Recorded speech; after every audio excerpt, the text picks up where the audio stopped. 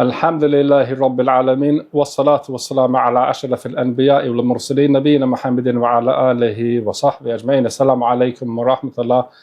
I'm back in the Maktaba and I've got a very special guest that's come down all the way from Leicester, but he's from Manchester.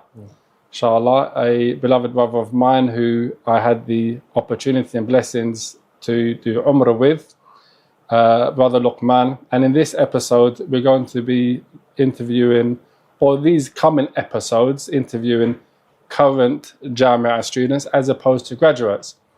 So, just to begin, Assalamu alaikum wa rahmatullah. Alaikum salam wa rahmatullah wa barakatuh. Luqmaan, alhamdulillah, we've met before a couple of times. How did you get down from Leicester today? And how did you find your journey before we go into who you are and more about you? Alhamdulillah Rabbil Alameen. First of all, to thank Allah subhanahu wa ta'ala for giving us the success to meet today upon, inshallah ta'ala, that which we hope is for His pleasure and for His reasoning. And I want to thank you for inviting me and the noble brother behind the camera to set everything up. So, jazakumullah khairan to all of you. My journey, alhamdulillah, is very smooth. Coach from Leicester, 2 hours and a half. I like coach journeys. Even when the train came out, the Haramain train, I still prefer to take the coach because the trivial tasks that you avoid, you can do a lot of injaz on the coach. Yeah. 6 hours was a long time, but 2 hours from Leicester was very manageable. Yeah. Though once I landed in this crazy place you call home, a city, London is a crazy place. Yeah. Do the Maktaba with you and head right out, inshallah ta'ala. Alhamdulillah. And you found it easy to get to Madinah College from from Victoria line. Victoria. So coach from Leicester to Victoria Underground straight to Brixton, the last line on the Victoria line. Very hot on there. Very hot. Yeah, uncomfortable. Yeah. Alhamdulillah. You said injaz, what does that mean? Because obviously some of our audience might not understand these Arabic terminologies. So let's get... Injaz just means like to complete something, get things done. So I personally like, I used my travels for these things, like I'm sure everyone has a to-do list. Yep. I like to tick off my to-do list during journeys. And it's small 5-minute tasks that you avoid. Yep. But the coach is... a good time to get that done. I think just that there's a benefit there, which is actually having a to-do list. Not many people know how to manage their tasks, right? And as a student of knowledge, but also, as we're going to get to later, you're also a businessman, for example, in the sense of you've got your Sunnah Journeys. That's how I got to meet you for the Umrah. Yeah. Having a task list, how much does that help you, for example, in terms of getting things done? Alhamdulillah, it's good. Because sometimes if you keep everything mentally, take mental notes, you do tend to forget. Yeah. Or even if you do remember, you're going to prioritize that which you could have delayed, something. Or you're going to give precedence to something which you could have delayed to something which is not as important now. Yeah. So you look at your to-do list and you organize it. What's immediate and what's not. What's important and what's not. And then hakada. Good. How did you pick up that skill? Because some people read books to find that out. Is that something that you picked up through books, or was there kind of like a course you went on to learn that, or how did that come about? Generally, I think in life everyone can agree to this, but specifically me, sometimes you benefit more from trial and error yourself. The Somalis have we call it mahma. It's called like a proverb, I think. Sometimes if you stop the kid from the fire, you keep moving his hand, he'll never learn. But if you let him burn himself the first time, khalas, he won't go back to it. So, trial and error, being unproductive, trying out different things. I've watched like productivity videos, through one ear out of the other, and then you pick up your own methods and stick with those. MashaAllah, at a fairly young age, you've given us methods of business and methods of parenting as well. Allow kids to fall over and trip up so they can hurt themselves. They can learn from that. That's not from me, that's from the Somalis. So, okay, let's get into it. Tell us a bit about yourself. Young Luqmaan, not Luqmaan now at the Jamia. We'll get there. Tell me about yourself. School, where are you from originally? Were you born in the UK? Not born in the UK? Went to school in the UK? Went to school in Somalia? Tell me about yourself. Alhamdulillah. My name is Luqmaan Muhammed. Somali, not Indian Jamaican. There was when I went on. I said it looked like he's Coolie basically. Coolie is obviously a lot of the Jamaicans that Muslim Jamaicans in Jamaica are originally Indian. So you can pass Somali. easy. Fully Somali, alhamdulillah. I was born in Holland, Eindhoven. Yeah. Very lovely, quiet city. Came to the UK when I was 4 years old. So from reception, I started education here. Primary school, alhamdulillah. It was a good experience. As I mentioned, I grew up with a variety of backgrounds. Yeah. Jamaicans such as yourself, Africans, white people. Is this in Leicester or Manchester? Manchester. Yeah. Manchester. High school, same thing. I went to a school actually called Trinity, believe it or not. Trinity. Yeah, subhanAllah. Yeah. Oh, Allah works the qadar. Is it an actual Catholic Christian it's school Catholic or not? school by name, but the reality is it's not. It's just an average school. All boys school, I'm assuming, or mixed? No, mixed. Mixed as well. Mixed, yeah.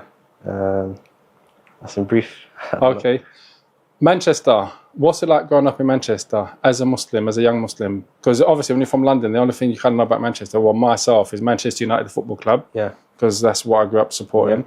But also you hear Moss Side and killings and gangs and stuff like that.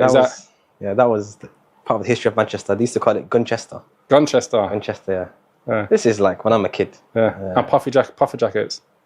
I never knew that was a thing. Okay. I found that out today. So, alhamdulillah, growing up in Manchester is it's nice. It's not too busy like London. Yeah. Growing up, so the da'wah, like over the years, as the person told us, that no time comes except that time it's worse than the time before it. Yeah. So things are, of course, not how they were 10, 20 years ago. But on the other side, the khair and the da'wah definitely is increasing as well. Yeah. Maybe not as fast and as strong as the shar, as the evil. But alhamdulillah, the madaris, a lot of us when we were kids were sent to madrasah at a young age. Yeah. And back then, like talking early 2000s, 2004, 5, 6 times, maybe there wasn't teachers who spoke English, who maybe even were knowledgeable of the religion. Maybe it was a Somali uncle who was practicing, knew a thing or two, a hadith or two, and he was put in charge of the class. So this led to a plethora of bad things. From them is our tasawwur, our picturing of the religion was exactly that. Islam is going to mosque, reading the Quran, and the embodiment of Islam is this Somali uncle who unfortunately has no manners, who hits children for the most trivial of things, who never smiles at you, welcomes you like teachers do at school. So actually may have done more harm than good. And it's actually one of the 3 reasons I believe the youth are not practicing in the West. In my humble opinion. Yeah. The first is bad friends. Yeah. Often the person themselves, they're not a bad person. But in their friend group, the 4 or 5 friends, there's one shaitan. Yeah. He's the ones that calls everyone to good, and because of peer pressure, they follow along. And I speak from experience. Secondly, it would be a lack of tarbiyah. Unfortunately, a lot of the misguided youth, they don't even know what Islam is to begin with. If he wanted to practice, he doesn't know what to start with. He doesn't know where to come, because he never knew the location to begin with. And thirdly, unfortunately, pains me to say it, and it's the madaris which gave a very bad image of Islam. Yeah. So growing up, that was the Islamic side of things. Islamic upbringing. So then there's like the football aspect, as I mentioned, the big football culture. You enjoyed football. I think a lot of us do when you're in Manchester or London or whatever. Football's kind of like, when you're young, football's like a thing that you do a lot, isn't it? Yeah. So what's there your was story? like a big football culture in Manchester. Yeah. We had a sports centre where there would be every Saturday or Sunday, I don't remember exactly, but community football. I mean, every youth in Manchester knows what I'm talking about, everyone's listening. Yeah. Sports development was called, Sports D. Muslim only thing or mixed general for everyone? It was for everyone, but predominantly Muslim. Okay. Predominantly Somali as well. Yeah. So I was infatuated by football. Yeah. Definitely was past the limit it should be. Yeah. To the point that I'd memorize players' birthdays. Yeah. To this day, unfortunately, I remember that. Birthdays, yeah. Yeah. I mean, the most I remember was collecting the sticker albums. The cards, yeah, match attacks. The cards, and that was the most. But yeah, so you was what is being infatuated with football? I mean, what's the limits, in your opinion, now, like looking back for youth? The question? Like you said, more than above the limits, so you're saying. So what are the limits? I mean, in your opinion, looking back, reflecting, you're saying you was infatuated more than you should have been. Of course, the Salaf, they mentioned that they would love to have a righteous intention in everything. So if I would advise anyone that a youth he likes football and he's started to practice, you don't have to cut off completely. Rather, if you are going to play, perhaps have a good intention, intention of cardio, to be fit for the sake of Allah subhanahu wa ta'ala, the brotherhood, instead of coming together the same way you come together for food or for a lesson or for a podcast, and perhaps for football as well. Yeah. But definitely to not let it overflow where you choose the match over the jama'ah. Yeah. You choose the match over, the rights of Allah subhanahu wa ta'ala. Yeah. So you love football. What's your favourite position? Who's your favourite football club? What's your favourite football club? I never had a team growing up. I'd like a particular team, Barcelona. Okay. Yeah. I don't spot a team now. Why not Manchester United or Manchester City? You're in Manchester. Yeah. I mean, I don't know why I support them. I'm in London, but yeah. ما أدري. Okay. Position, maybe midfielder. Midfielder? Yeah, centre-mid. Okay. Yeah. And then up until what age was you kind of like into football so much? So and you leave football I was trying to, maybe like a lot of the youth, become professional. I played for a team called Altrincham. Yeah. See, there was semi-pro. Didn't play for them for too long. But yeah, probably realized like quite early on, age of 15, that you have to be extremely good to become a footballer, which I wasn't. Alhamdulillah, that was a blessing from Allah subhanahu wa ta'ala. And from the du'as I made, which alhamdulillah Allah answered, is to take the love out of football out of my heart. So you don't play anymore? I play, but I'm not infatuated by it. Yeah. Like I play for cardio now. Yeah. I play to keep fit. I play for the brotherhood. Yeah. Nice. When's the last time you played a match of football? It's funny. Did you score? Yesterday. Leicester, the brothers. Really? Yeah. Did you win or lose? It was 3 teams, so I was the underdog team, so we lost more than other teams. You haven't been putting the hours in, have you? You're no longer that gifted footballer in the midfield. They say class is permanent. Almost temporary. MashaAllah. Okay, so you went after primary school, secondary school at Trinity, right? So at what age did you kind of start practicing and build that love for the deen? Yeah. And how was secondary school for you? Because you're in a mixed school, right? Yeah, I mean, alhamdulillah, secondary school was like this youth I've had, where, of course, in hindsight, if I would go back, I'd be memorizing Ajurumiyya, memorizing Alfiyat al-Malik, I'd be memorizing Mutul, memorizing the Quran. Like Allah subhanahu wa ta'ala has a reason and wisdom for everything that He decrees. I don't regret it, to put it that way, because I did pick up a lot of skills, a lot of social skills. Alhamdulillah, perhaps people could say that I'm quite socially able. I did pick up from being confident in school and mixing with the people. But yeah, I'd say like practicing started at the end of, or just after high school, at the beginning of college, which started from that which may seem from the apparent a calamity or something bad, me kind of underperforming or flopping, for lack of a better term, my GCSEs. Yep. Alhamdulillah, I come from a quite clever family. My parents are both, I'd say, quite intelligent. I have the second oldest. I have an older brother. He did very well in his GCSEs. I got like, I didn't fail. I got like C's, some B's. But I was easily capable of A's. Yeah.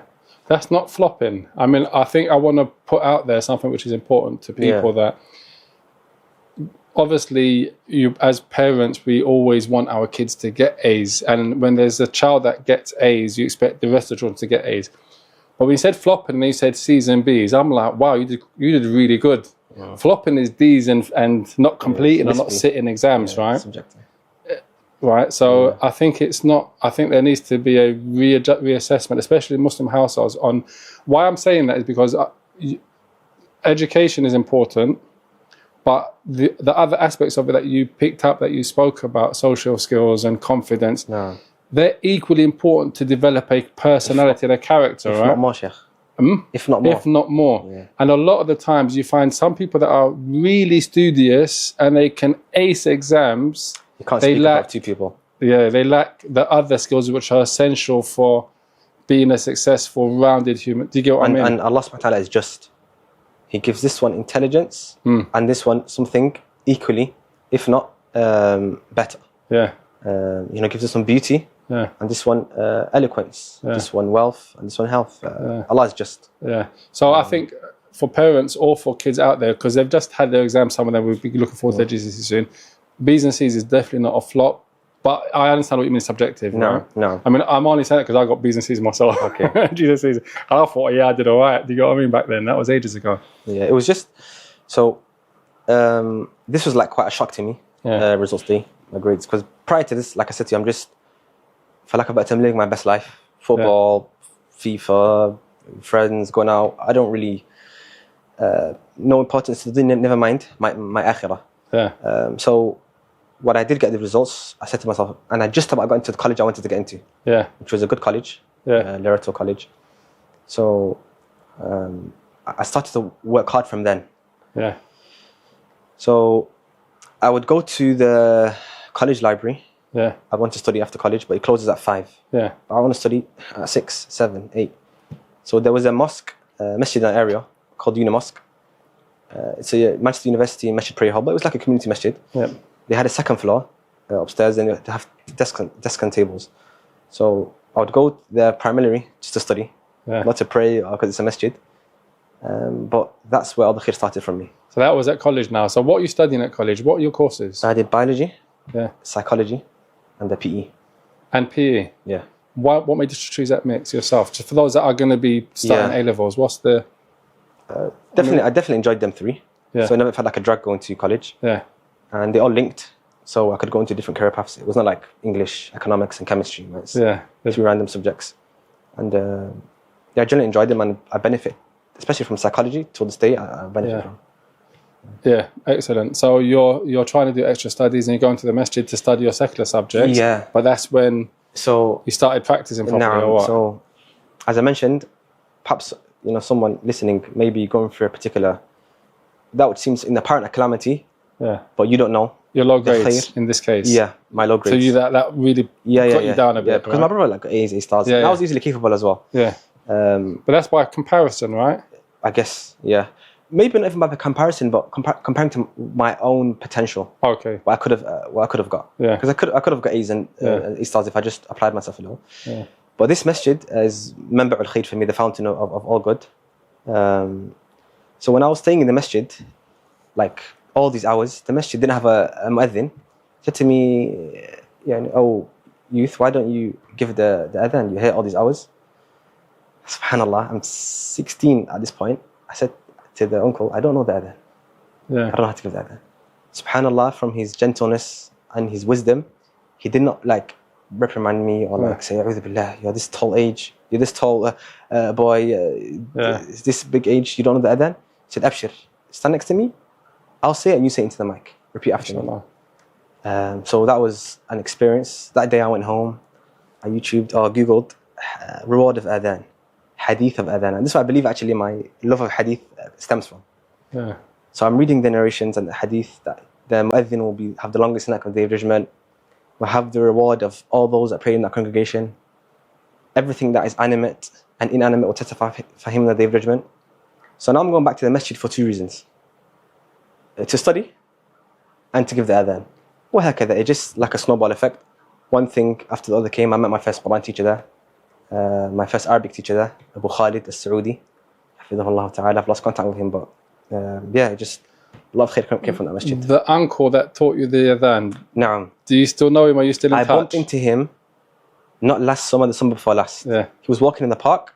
I literally ran, I pulled up my thawb and sprinted up to him. I said to him, Assalamu alaikum wa rahmatullahi wa barakatuh. I'm the boy that you taught the adhan all these years ago. Alhamdulillah, I've actually continued seeking knowledge. I've memorized the Quran, walillah alhamd. I've learned Arabic. I teach Arabic. I'm majoring in hadith. Abshir bi kulli khair. I told him, I hope with Allah subhanahu wa ta'ala is the reward of everything I do. The praise I pray in Masjid Nabawi.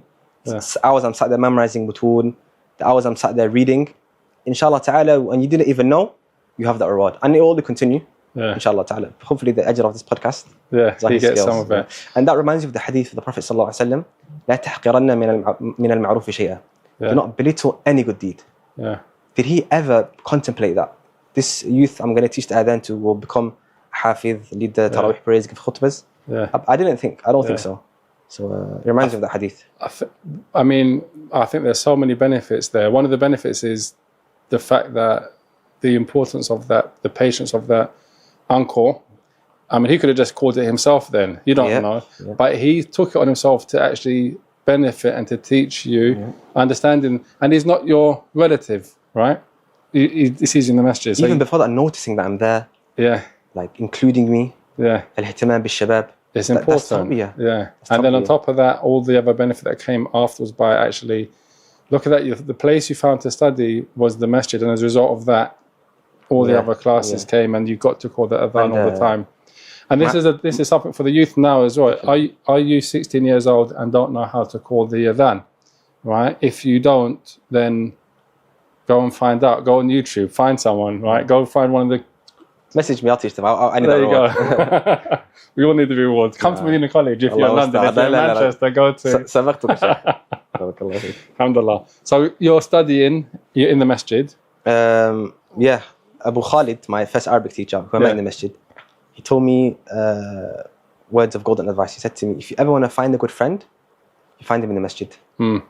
And Abu Jamil, we might speak about later, actually met him in the masjid. Yeah, he told me that story when we was on on Umrah. He mentioned how that happened. Definitely, perhaps some massages might not be the most welcoming to non-practicing people. Yeah. Might not have an environment for non-practicing people, but you just put yourself in the environment and leave the rest to Allah subhanahu wa ta'ala. You know, you'll bump into this person and this person and this person, and it'll just be like a snowball effect. It'll just khair after khair after khair will come. In this masjid, there were a particular group of brothers, may Allah bless them. They saw me. They said, like, who are you? What are you doing? I said, this is who I am. This I'm trying to go. I've applied to Medina at this point. You'd applied at that point? I applied at that point. Okay. My mum's one. Your mum pushed you? Yeah, she's the one that told me about Jamia. Okay. I still remember where I was stood in the house. Yeah. She said to me, because I had like a crazy idea about it after college. I said, I'm going to do X and Y and Z. What is X and Y? Tell us what you thought you was going to do. I was going to take a gap year between college and uni, or do an extra A level to get more UCAS points. Okay. I didn't. If you asked me what I wanted, I probably didn't know. So your mum goes... Mum said, forget about all of this. I'll tell you something better. There's a university in Medina. They offer scholarships. Why don't you check it out? That's better for your dunya and your akhirah. Yeah. I still remember. Mum was on the way up to the stairs. I said, huh? What are you talking about? Medina? What's Medina? What university? What scholarship? I went on my laptop and YouTubed Medina University. I think we all watched the famous video of Ismail. But yeah, back to the masjid. That video is really... It's the first video that you come across on YouTube. It's one of the first. One of the first. Look at the impact. One of the first. Yeah. Inshallah, hopefully I can follow in his footsteps and make one similar. Inshallah ta'ala. But not just him. The funny thing is, I think what many people don't realise is the brother I think behind it is Abu Bakr, who's done Roadside to Islam, and now he's got the Spot project, which is a huge project in the Gambia for orphans, right? No. You know, and I think another point which people don't realize is that when they made that, other students, and this is something which students should be aware of, they were criticizing them for it, right? Why they're making the video, are they making tasaddur, why they, that type of negativity which doesn't have a basis, even a basis, the Islamic principle is there, but it's misapplied a lot of times by young, eager, zealous students, right? Anyone that does anything publicly, they're accused of making tasaddur, which is, i.e. putting themselves forward, which is not the case. That which benefits, that's going to remain. It stays. As for all that, the backslander that they got, the half time that maybe they got over that video, which I don't know about, it's gone. It's gone. The benefit remains. Other students remains. And the most importantly, the reward. Yeah. So you watched the video, you went, you saw what it was about. I watched all the Green Lane Members of Medina series. Okay. I think you should recreate that series. I haven't seen it. I didn't even know about it until you just mentioned it. Oh, it's maybe just as influential as the Road Side to Islam video. Okay, good. So there was a few graduates, 2010 graduates, I believe. Yep. Sheikh Tim Humble. Yep. Ahsan Hanif. Yep. Muhammad Walid. Abu Sam al-Dhahabi. Those four, I believe. I think Abu Sam is 93. But the Aqil as well, Shaykh. They did a series, Green Lane did a series called Memories of Medina. And it was amazing. Gave you insight. And each one spoke about different aspects of the Jamia. Amazing. I definitely recommend students to watch it. Anyone aspiring student wishing to go to watch it. Yeah. Some touched on the aspects of the ulama, other the idara of the Jamia. So I was prepared before going. Other just the day-to-day life of the Jamia. So these brothers, they said to me, like, who are you? What are you doing? I said, yeah, I'm trying to go to Medina. They said, why don't you come to our masjid, Salafi Center, and we have a graduate there who's from this university you want to go to. Why don't you come and look at the lesson, check him out? So I came. I remember to this day was the last lesson of Sifat al-Salah al-Nabi ibn Uthaymin. It was Bab Salatul Jama'ah. Yeah. Wallahi, it was... Translate, sorry, Sifat al-Salah. So the Prophet's prayer described by the great scholar Ibn Uthaymin. Yeah. From the contemporary scholars who passed away 2000, I believe, rahimahullah ta'ala, 2001. And the last chapter of the book, the prayer, the congregational prayer, Salatul Jama'ah. Honestly, it was the first time I'd heard like ilm like that, like hadith, qala al-Shafi'i, there's two opinions, it's a strong opinion. So I still remember to this day, you know, when you focus on something so much, and everything else turns white, it was like that. And after lesson, I just said to myself, whatever he has, I need that. Yeah. I need the same thing. So that only sparked the fire in me to go to Medina even more. Alhamdulillah, just continue studying. Yeah. So at this point, you're at college. Yeah. At the same time as at college, you're attending lessons. No. And memorizing Quran. No. How did you balance that? Because a question that always comes up by students at university or students at college: how can I balance between my secular studies or my academic, not secular, my academic studies and my deen? So, as for memorizing Quran, that started towards the latter time in college. Okay. I'd say I fully locked in post college. Okay. As for balancing between my studies, my Islamic studies classes in college, it wasn't difficult at all. It wasn't difficult. How many hours in the day are there? Yeah. So I have this class on Saturdays, which is like an hour roughly. An hour class, it requires 20 minutes of revision. Yeah. So I could revise 3 times the content in an hour during the whole week. Yeah. And the rest of the time I was mainly focused on college. Yeah. From the methodologies I prefer when it comes to getting things done is focus on less things, if not one thing, and really focusing on that.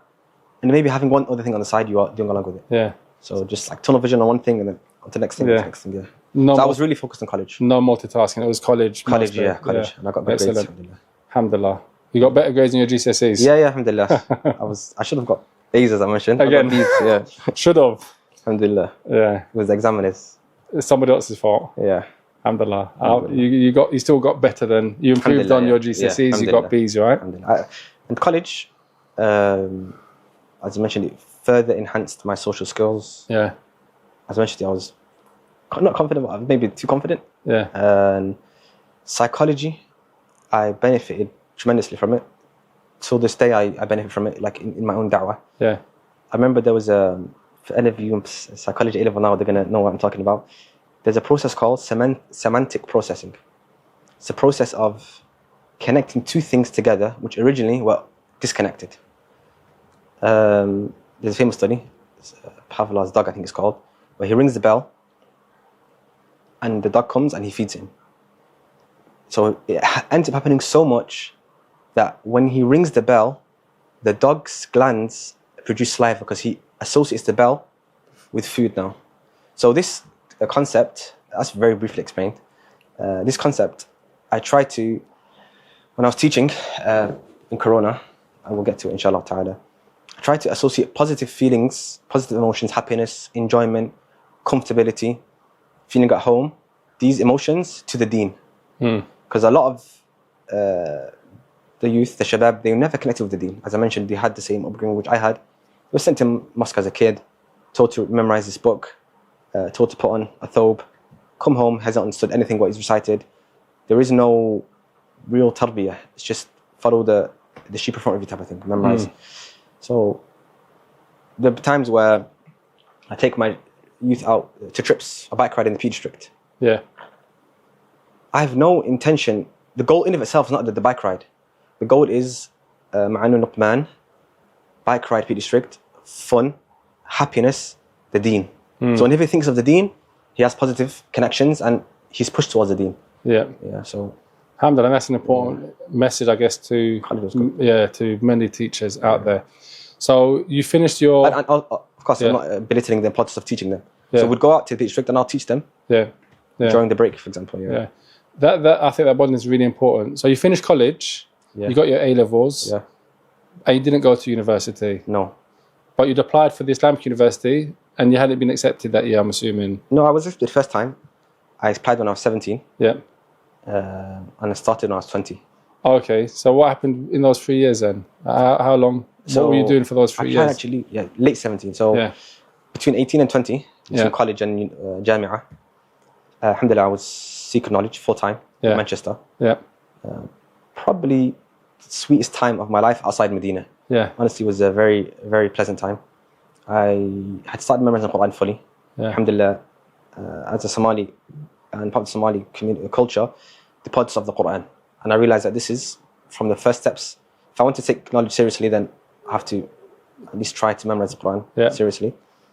So I'm memorizing by myself. Yeah. I couldn't actually read the alphabet properly. Yeah. So I'd have to listen a lot. You couldn't read the alphabet I couldn't read the alphabet properly. Okay, so you're doing talqeed, you listen. Basically listening and basically, I think I know how to read it, but in reality I've just memorized it. Listening. Yeah. By myself, I stumbled across a teacher in a masjid, as I mentioned. A lot of khair comes from the masjid. And this is the overly confident part I was talking about. Yeah. So I'm upstairs and I hear a voice downstairs, a beautiful voice reciting Quran. And I just memorized the page. I said, oh, perfect, someone to test me. Yeah. I get my Quran, I go downstairs. I've never met these two individuals. Yeah. It's two teachers during their break. One's reading to the other. I just sit down, wait for this one to finish reading, and I pass I don't think I said salam alaikum, subhanAllah. I said, it's my turn to read. He said, Afwan, sorry, I'm busy, I'm in my break, I only have this much time. I said, please. He said, طيب. I still remember where it was. It was Surah Nuh. فَقُلْتُ اسْتَغْفِرُوا رَبَّكُمْ إِنَّهُ كَانَ غَفَّارًا. I recited, alhamdulillah. It's my first proper Quran teacher, Ma'alim Umar. جزاه الله عني خيرا كثيرا. And he's really impressed by my tajweed. He said, طيب, who are you? I said, this is who I am. He said, okay, come to me. Saturday, Sundays, read to me one-on-one. I ended up joining his Hifz class, which was 6 days a week, which is Tuesday to Sunday, 5 to 8 p.m. And as I mentioned, the locking in, it's not easy. Because this is an advice I got from somebody who'd memorized the Quran. And anything in life, if you want to attain it, the people advise that you go to someone who's already got there. You want to be a millionaire, مثلا, ask him who's a millionaire, يختصر لك الطريق.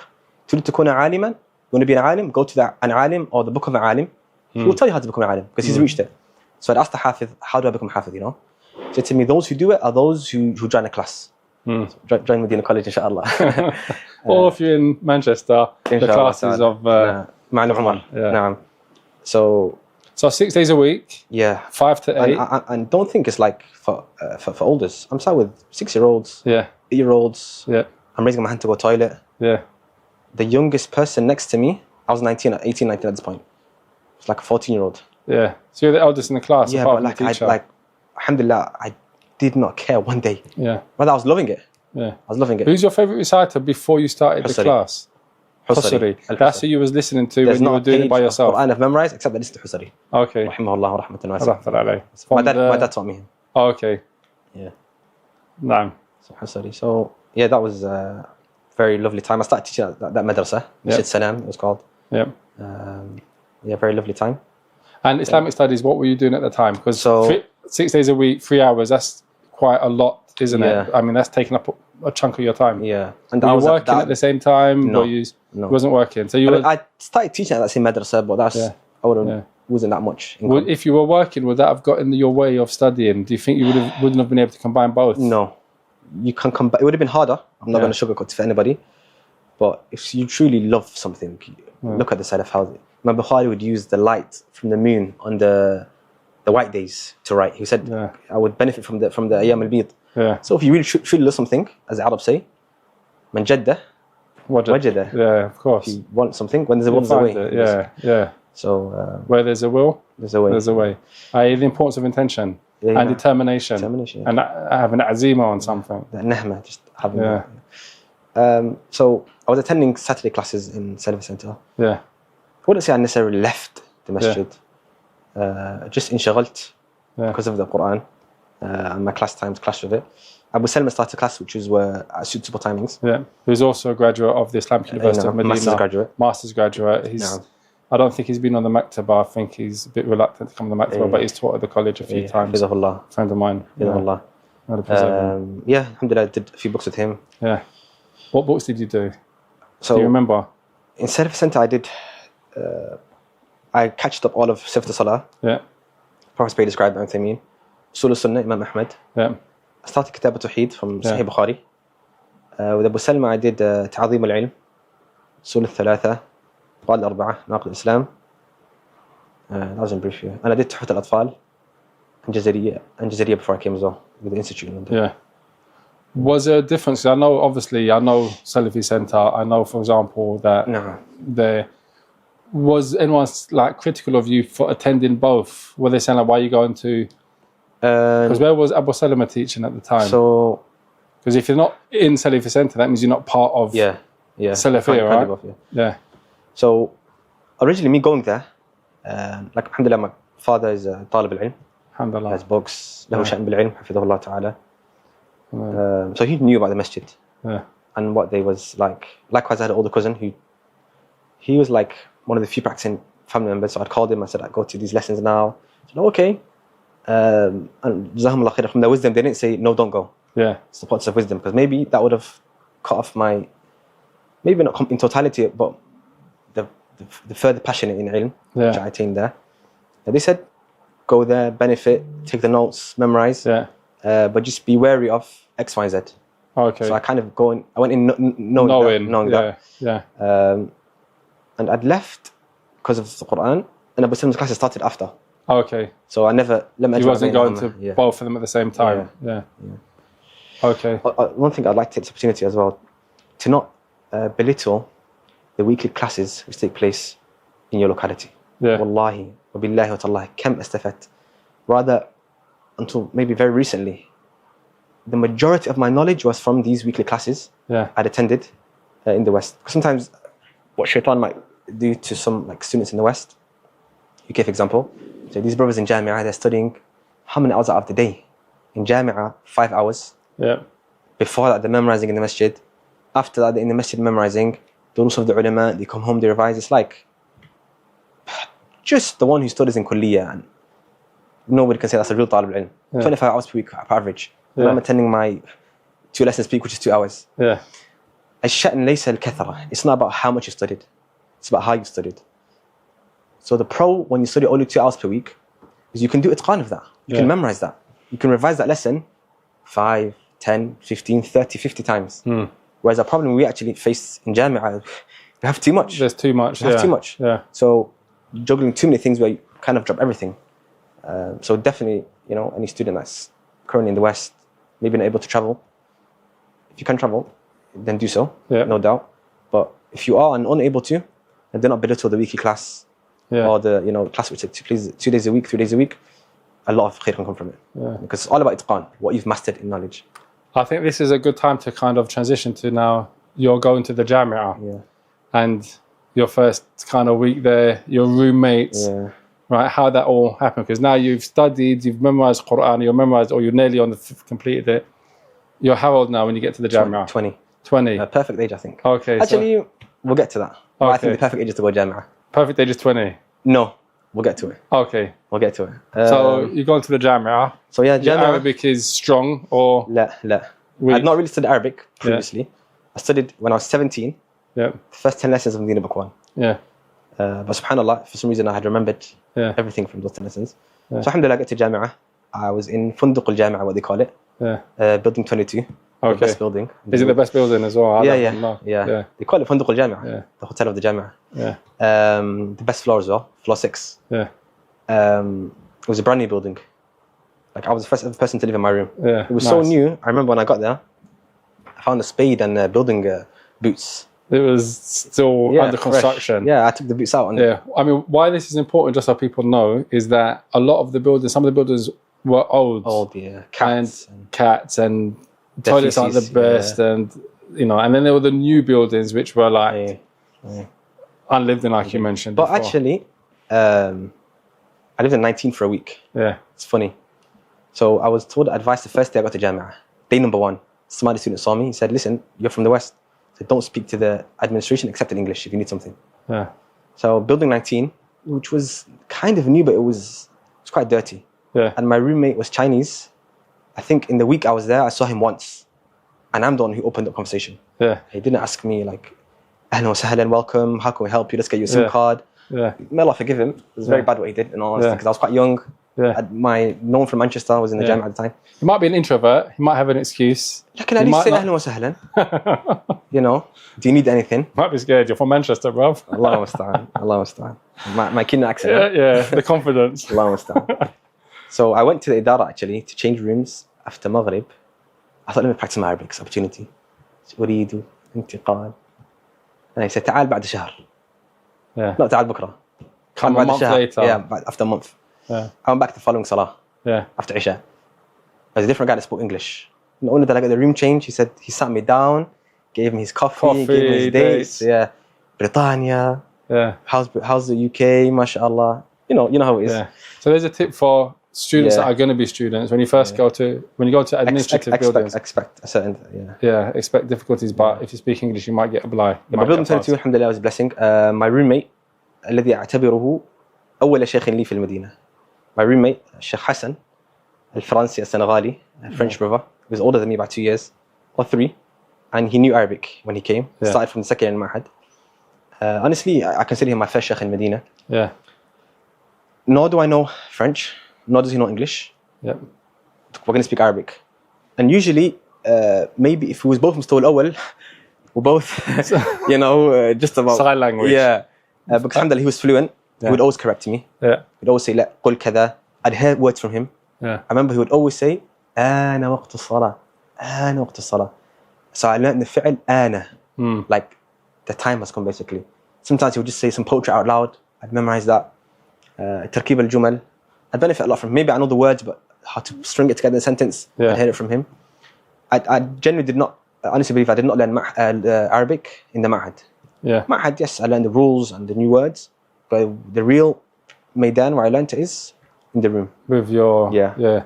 So and that's important to make sure you're in the room with someone that already only speaks Arabic. That's going to benefit you and stuff like that. And for any student wishing to go to study abroad, make plenty dua, you have a good roommate. Because it is a make or break. Yeah. And our room was never one where it was 2 sides, where we have a curtain. It was just one ghurfa. We had one fridge, one washing machine, no isti'dhan. You finished the milk, I finished none of that stuff. Yeah, it was open. I'd come to him and say, listen to me memorization. He'd say to me, look at this mas'ala. استفدنا كثيرا يعني. And he was hardworking. Good. SubhanAllah, he was either reading, on the phone to his mother, حفظها الله, or resting. There's no حالة رابعة with the brother. And what you benefit from this is being surround yourself with hardworking people. They motivate you. They raise your own threshold, the bar. Or أقل شيء. The least thing that will happen is when I'm being lazy on my bed, not doing anything, I'll be doing that whilst I'm shy. Now I'm thinking, alhamdulillah, I've read half an hour and my roommate slept all day. I'm better than him. Yeah. So I really benefited from him. And he's in his masters now. Alhamdulillah, he's doing masters in Aqidah. Yeah. And that's obviously in line with the hadith about, there's no envy or jealousy or whatever the word is used. It's not necessarily scholars says envy, except in 2. Yeah. The one that has more knowledge. So that's something that always inspires you to do better, not to think, okay, I've done a lot today, let me rest. He would fast Mondays and Thursdays, so I never intended to fast Mondays, but when I saw him doing it, I joined along, That's right. May Allah reward him. May Allah bless him. What faculty did he go to? Him? Yeah. He was in Da'wah. Da'wah, okay. He loves Aqidah. He loves Aqidah. We'll come to the faculty that you went to. I went to the best one, just to give it the best one. yeah. Okay, so it wasn't dawah then. Obviously, we won't know what it is until I'm thinking you the best reveal one. it. Yeah. We'll see what it is. It now. And I guess everyone. I guess, do you know what? For those that have seen the other Maktaba videos and you've met students or you've come across students through the Maktaba videos from the different faculties, let me know if you think it's right or wrong, right, on that's been the best faculty. I'll bring my hujjaj al-Baraheen. I have my reservations. We'll discuss that. We'll debate it in a minute then. We'll debate that. Okay. Do you know what? Since we're talking about the best of things, let's have a quick few questions. Okay. In terms of what's your most favourite book? What's the best book that you like? Jazakallah khairah. I promote health and fruits, not sweets. Yeah, no, definitely not. Health and hadith is what I promote. MashaAllah. Health and hadith. Health hadith, health hadith, yeah. MashaAllah. Alhamdulillah. I hope you also promote exercise as well. Yeah, Then. inshallah. Inshallah. My favorite book. I like sweets, so I'll leave them here for those that want them, and whoever wants fruits can have fruits. Yes. Go ahead. My favorite book. Now I'll say Riyadh Salihin. Riyadh Salihin. Yes, it had a big impact on my life. Okay, good. And your favorite subject that you studied, or that you're still studying? Hadith. Yeah. Do you want to narrow it down a bit more? Because hadith is a broad subject. Within it, there's sub-subjects. Explanation of hadith, yeah, kutub al-sitta, mustalah hadith, or... I love all of it, but yeah. Out of all the sub-genres of hadith, our main subject in the Faculty of Hadith is called al-hadith al-tahlili. Okay. If I was to translate it, not translate it, but to explain the meaning, is hadith dissection. Breaking down the benefits, gems and jewels taken from the weddings of the Prophet. Like an analysis of the hadith. Yeah, yeah. Okay, and who's your favourite alim, your favourite scholar? Imam Past and present? Present? Imam Nawawi, classic. Imam Nawawi, yeah. Rajul Mubarak. Okay. يعني Why is he your favourite alim? What books have you read of his? And what? Imam Nawawi, rahimahullah ta'ala, من سيد الشافعية. He is an individual, a man who embodied the word barakah. And all of his books are game changers. Mention 5 of his books for us. Okay. And in each of the different subjects. Riyadh al-Salihin. Yep. Shaykh Haytham Sarhan gave me the benefit, this benefit actually. It's the most printed book in world literature after the Quran. And Islamic books, non-Islamic, Riyadh al-Salihin is the most printed. Amazing. يعني the Sufis. Yeah, everybody. Alif al-Ayat, Riyadh al-Salihin. Yeah. There's not Which is a book on what subject? It's a book of, if I were to explain it in very, very layman terms, it'd be how to live your life as a Muslim. Okay. So a book I really promote. Yep. I'd advise anyone that doesn't have it to buy it yesterday, not today or tomorrow. And you're late to buying it. Yeah. And to read from it every day, hadith 2 or 3. Okay. You know what better to every day to learn from the best of creation. Yeah. Sallallahu Alaihi Wasallam. And the book opens up with what chapter heading? It's not Ikhlas. It's Bab al. It doesn't have a chapter actually. Yeah. It doesn't have a chapter. It begins with ayat of the Quran and it's... Yeah. Okay. But it's a hadith pertaining to Ikhlas. A hadith pertaining to Ikhlas, yeah. Exactly. And it has a nice introduction as well. Yeah. Some nice poetry in there pertaining to the dunya. And MashaAllah. Second book, another he book has an explanation on Sahih Muslim, Al-Minhaj. Yeah. Which is regarded until very recently, or maybe still, as the best explanation of Sahih Muslim. Yeah. Not a very good one, the best. The best, subhanallah. Yeah. Somebody said, maybe you can tell me, you're from Kulliyat al-Hadith. Yeah. Fath al-Bari of Ibn Hajar al-Asqalani. Outside of the commentary on the Asanid, the book itself is literally Imam Nawawi's explanation on... Yeah, كثيرا ما ينقل عنه. I don't know, I've not delved into Fath al-Bari that much to come to that conclusion. Yeah. But yeah, he does sometimes the exact same sentence. Same phrases, same passages. Same, like, copy and paste. Yeah, okay, fair enough. So his explanation on Minhaj, very, very nice. Yeah. At-Tibyan, for example. Which is in? A book pertaining to the manners of the carriers of the Quran. Yep. He has a book called... Let's not forget 40 Hadith of Imam Nawawi, which is a beginner's book that every single student begins with. Okay. If you were to go to a muhaddith, and say, I want to study the science of hadith, first book will give you is 40 Hadith of Imam Nawawi. Yeah. And he has a Sharh al-Muhadhab, al-Minhaj, which is considered one of the mother books of the Shafi'i madhab. Okay. And his it's an explanation of a book called Al-Muhadhab al-Shirazi. Which is by? Al-Shirazi, I believe. Okay, on the Shafi'i madhab. That's comparative fiqh. Yeah, okay. If I'm not mistaken. And? I'm not too sure actually, that's in the Shafi'i madhab.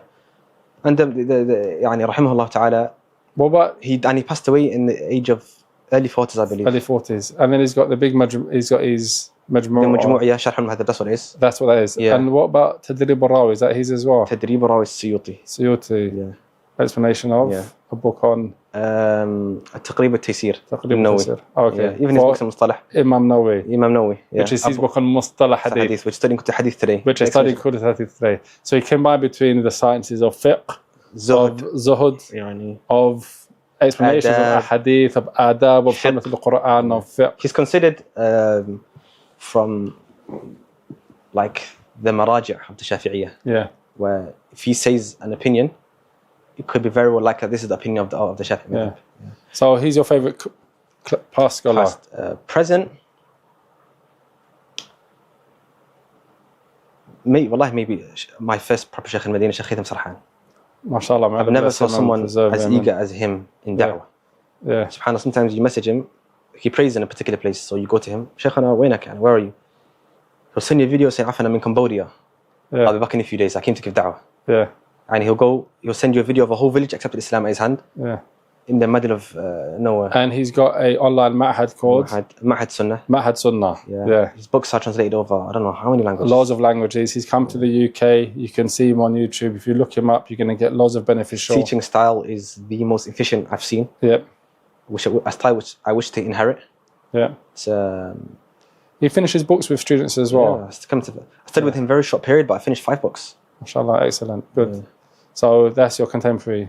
He's in Masjid al-Nabawi. As a new student, actually, who goes to the Jami'ah, one of the best things you can do would be to find him and to sit with him and to benefit from him, because you get to complete books.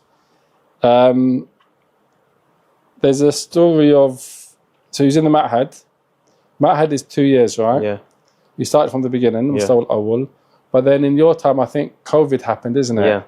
So how did that affect your studies? And because some people, they continue studying online, other people, they didn't. Yeah. Some people dropped out, some people... How did that affect your studies and impact your studies? COVID was a ni'mah in disguise for me, personally. May Allah have mercy upon those who passed away in COVID. I don't want to make it be desensitive. Yeah. Rahimullah al-Mawta min al-Muslimin during COVID. But COVID came at a perfect time for me. Because I always wanted a period between Ma'had and Kulliyah just to further delve into some of the sciences and just further gain more experience in ilm. So it came when I was in Mustawa al-Rabi', the final semester of Ma'had. Fortunately, we didn't benefit much from that semester because it was online and teachers made it really easy. Though I had an alim, I genuinely had an alim in that semester in Ma'had. He was called Dr. Faiz. He was يشار عليه به, he's a alim al-lugha. Yeah. And he was a mu'addib. Yeah. He always used to say, كم مرة أدبتكم? When the Africans say shout out loud about the homework. كم مرة أدبتكم? Which you don't really find in Ma'had. Yeah. The teachers are quite lackadaisical. Yeah. So, But yeah, COVID came. Majority of the students, if not almost all of them, traveled back. The embassy provided specific planes for residents of the Saudi to get back to the UK. I stayed. Yeah. It was an excellent decision. Yeah. Lockdown, yeah, like that was... You couldn't leave the Jami'ah grounds. Yeah, but the campus itself is a Medina, is a whole city, so we didn't feel locked down like maybe you guys felt it. Yeah. Alhamdulillah. That was قمة الفراغ. You cannot get more free than that. Yeah. Not even no obligation of kulliyah, not even the obligation of going to the masjid. Yeah. Like the 24 hours you have it, spend it how you wish. Alhamdulillah, I got a few brothers together, a few Canadian brothers. Said let's get together every day and read from let's read hadith. صارت يعني we don't have to read the sharh, read the hadith of Prophet ﷺ, and we'll go to the sharh إذا أشكل علينا شيء, if something becomes difficult, we don't understand, or we just want more. So we started reading Riyadh Salihin. This is my love from it stems. That's where it stems. Yeah. Every day we met up the last hour before Maghrib, last hour and a half. And so we'd read to every 100. And during the 100, if something became difficult, we'd check the explanation of Ibn Uthaymeen. Yeah. Baz has explanation. All the Ummahat, we go back, we find the hadith where it's found. If it's in Tirmidhi, go to Tuhfat al-Ahwadhi, Bukhari, Fath al-Bari. Yeah, these are the explanations of those books. Of those books, original books. The original works. So every get to 100, and every 100 we do sard. Yeah. We go back to the first and read it all fast. of it to very the fast. way you got to. Yeah. أنا أمير المؤمنين بحسن مختبر قال سمعت رسول الله محمد هكذا. We read a lot. Yeah. We got up to 1,300 roughly in the space of Like days, very weeks. very short space little. of Yeah. time. Hadith was actually there. Yeah. Said Haditha. He joined us. Hadith, Yeah, Muhammad Haditha. mashallah, alhamdulillah. Yeah, shout he joined out us to after a Muhammad while. Hadith. He taught me a very good book actually. Yeah. One of my favorite books. بهجة الناظرين في شرح رياض الصالحين. Mashallah. It's like منحة العلام Yeah. but for رياض الصالحين. Yeah. You know the way he did the منحة العلام, Yeah. the تخريج, then the fiqh. Yeah. الفوائد or Yeah, فوائد. yeah. Same thing for بهجة رياض الصالحين. Very nice, benefited a lot. I continued studying. Yeah. I started متمة الأجرومية with a sheikh online from Egypt. Mm. It was good. Came back to UK. How long were you there for then doing Corona, Yeah. maybe 2.5 months. that? 2.5 months. 2.5 months, Yeah. yeah.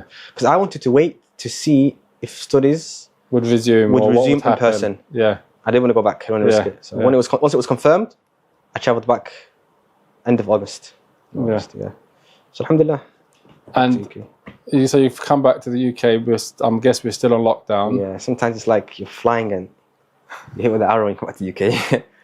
Allahu musta'an. What do you mean? You're here looking happy. We're in the Maktaba. It's not that bad. Come on, man. Yeah, came back to the UK. Yeah. I started teaching in Madrasah, Okay. Furqan Academy. Yeah. Manchester. Manchester, yeah. Part of Masjid Furqan. They've got an academy where they teach Yeah, it's kids. good. Alhamdulillah. And what are you teaching them? So- The kids. Now you're going to embody that teacher that's kind, giving them happy memories, no stick to beat them, not shouting at them. Yeah, and also teaching them as well. That's Teaching very them. important because it's not just two extremes. Yeah. So I had a year 10, year 9 actually, Yeah. class, as well as a year 7 class, Islamic studies, Quran. I taught. There was a curriculum for the year 7, but the year 9 class I was making my own curriculum. So we did Arkan al-Iman Sitta in detail. 6 pillars of Iman. 6 pillars of Iman. Yeah. Very important. Then we did the Prophet's Prayer described. We did wudu before that, the fiqh of wudu. Which one? Sheikh Al-Albani's one or Sheikh Uthaymin's one? We did it practically. Oh, okay. Got Yeah, you. we did it practically, not really going through the book like that. Yeah. But the Arkan al-Iman took the most time.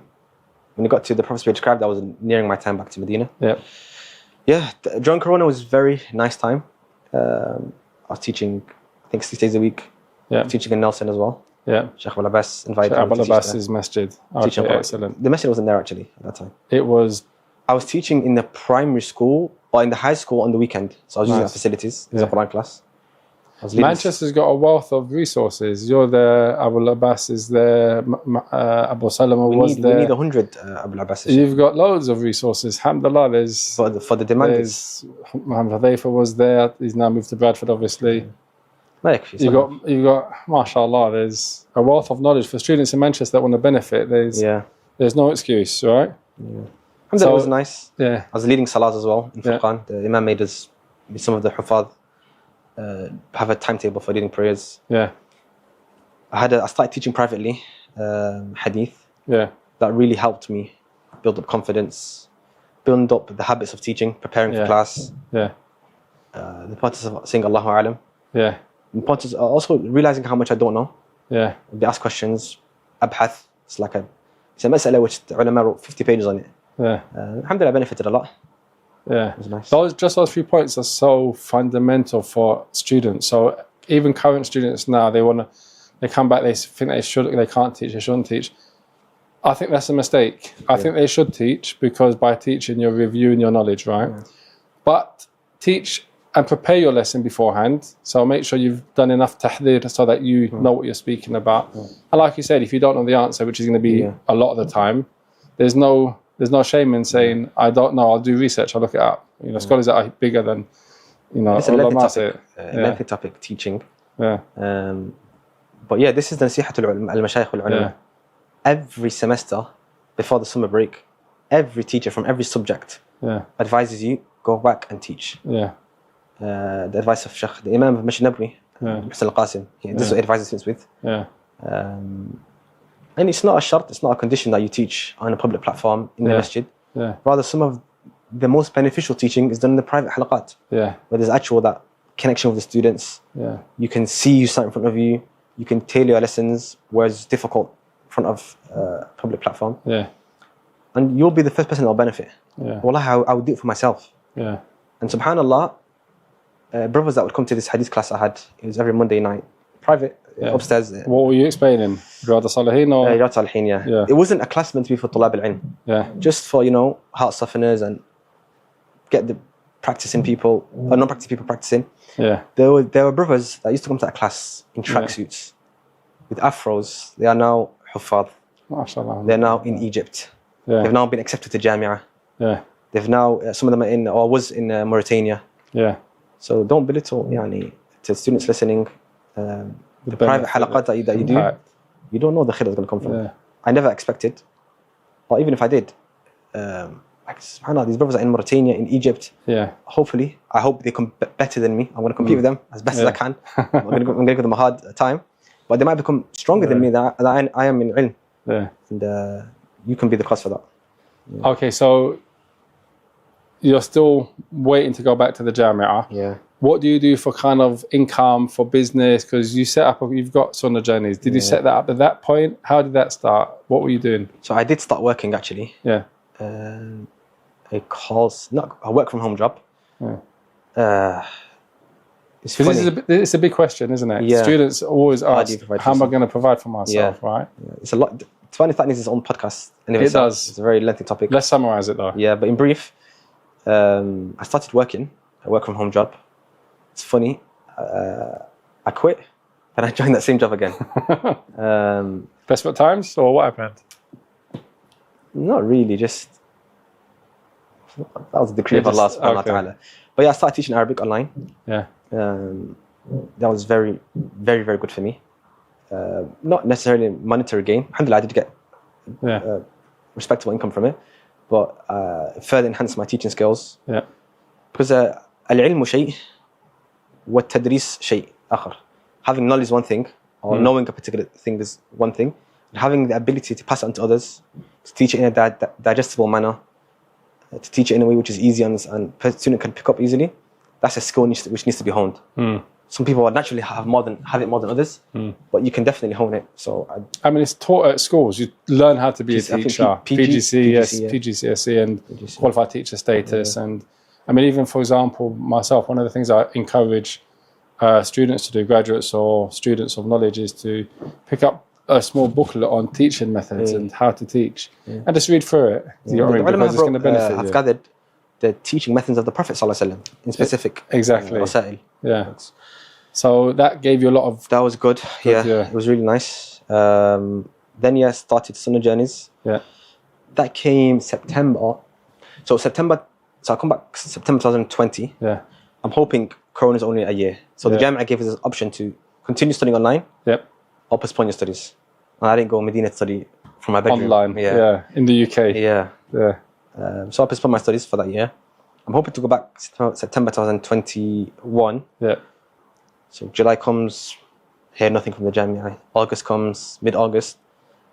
And I've prepared myself as if I'm going back. I've cancelled my classes. I've told Sheikh AbdulWahid to enter the class in Nelson. It's my last week. No visa comes. This really, really hurt me at the time because I was looking forward to it. As well as, I don't say embarrassing, but I've had to start everything again. Yeah. I've told the Imam, Sheikh Muhammad Maulid, this is my last day leading. Yeah. My visa didn't come, but once again, something which you may perceive to be bad, apparently, how much khair can come from it. Yeah. So I'm back September. I didn't resume a lot of teacher positions because I said, hopefully I'll go back soon. Yeah. I actually had a dream. I was going back. I had a dream, which I think is true. Inshallah ta'ala has all the signs of a dream. My mother was getting me ready for jihad. Yeah. So I'm about to leave. She's like fixing on my clothes. She's saying, "Are you ready?" Type of thing. The moment I woke up, I knew that my visa's coming. Yeah. Because the ulama mentioned that going out for knowledge is a form of jihad. Yeah. So the moment I woke up, I literally knew that Abshir ya Luqmaan, the Tashira's coming. Your visa's coming. So I didn't take up a lot of my teaching positions. I have time to think now. Yeah. I started Sunnah Journeys with Abu Jamil. I started with myself first, actually. But very quickly, from experience in Sunnah Arabic, I realized I need a team. I can't do everything myself. and I met that lovely brother called You Abu met Jamil. Abu Jamil. Yeah. How did Your you best meet friend. him? Yeah, Abu You like Jamil's him my more than best me. friend. Like in Labas. What can you do? What can you do? I was with him more. No, listen. The only reason for that is I spent more time with him than I did with you because you were busy that time on the Umrah because you had you're looking after I think your brother and your sister, right? Yeah. So you were occupied. So I didn't get time to really chill with you. When you're over next time, he was sahibi fi safar. He was my companion in travels, and he was mashallah. Abu Jamil, salam alaikum. Inshallah, if you're watching this. Rafiq al-Darb. Yeah. That's some funny moments. May Allah bless him. He told me how you kind of met, and again, it was one of those things where, in the masjid. In the masjid again. Yeah. Right. Yeah. How did you meet? How did that happen? I pray at a particular masjid. Yeah. It's Tablighi masjid. Okay. And Tablighis are known for. I'm just praying there, by the way. Yeah. That doesn't mean that Abu Jamal was Tablighi, right? No. He just praying in the masjid. Yeah. One thing that Tablighis are known for, and it's one of their pros, is their hospitality. Yeah. They're very hospitable people. Yeah. So someone was giving out some. I think with an agenda, but we'll come to that. I think sometimes it's because they want to pull you in for the story. Yeah. Like we did not other agenda before. By the way. Yeah, just to put that out there. Yeah. But yeah, go on. They have some. They were giving out some nuts or some snacks or whatever. Yeah. I got given my share. I didn't necessarily want it. They give out these walnuts so Abu and Jamil, stuff. I was in my place doing my adhkar when I got my nuts. Abu Jamil is behind me, stood back at the masjid. He saw me a few times. He's been intending to speak to me. He said, "Who's this guy? I want to get to know him." Yeah. So I've got up. I've walked straight to him. I said, "Akhi, heard these nuts. Tafaddal. Yeah. This is from me." So he's angry to this day that I'm the one who opened up the conversation. Yeah. So I said, "Salam alaikum salam." But you had an agenda as well. The nuts you didn't want. Dispose of them. But going, yeah. So. And yeah, subhanallah, the first thing he asked me, he said, I told him, he said, "What do you do?" I said, "I'm just here now, but I'm originally a student in Medina." He said to me, "How do I get to live in Medina?" I still remember my answer. I said, "That's the $1 million question, I think." Yeah. The $1 million answer. And for some reason, I'm an extrovert, but I think I do call it a mix. I don't know the name. Not extrovert, not introvert. Yeah. Has traits of both. Yeah. I don't like going out with people too much. But for some reason, Allah just put it in my heart to invite this person out. Yeah. I said, "Akhi, it's the first day I've met you, but I just want to take you out. Would you allow me to, maybe grab some lunch together one day?" Yeah. And his akhlaq, overtook me. Yeah. I told him about the hadith class. Yeah. So he kind of left that Tablighi environment. Yeah. Not that he was Tablighi, but he was just praying there. He didn't know. There was close masjid to his house. Yeah. Yeah. He learned about ilm, Hamiyat al-Sunnah, Salafiyya.